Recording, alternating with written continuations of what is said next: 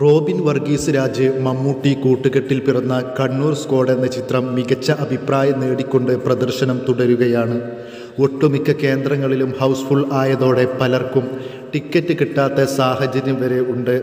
കണ്ണൂർ എസ്.പിക്ക് കീഴിൽ ഉണ്ടായിരുന്ന യഥാർത്ഥ കണ്ണൂർ സ്ക്വാഡ് അന്വേഷിച്ച കേസുകളിലെ 2 കഥകൾ മാത്രമാണ് സിനിമയിൽ പറയുന്നത്. ഇതിൽ തന്നെ കാസർഗോഡ് ജില്ലയിലെ തൃക്കരിപ്പൂരിൽ നടന്ന ഒരു കൊലപാതകവും കവർച്ചയുമായി പ്രധാന കേസായി സിനിമയിൽ ഉൾപ്പെടുത്തിയിട്ടുണ്ട്.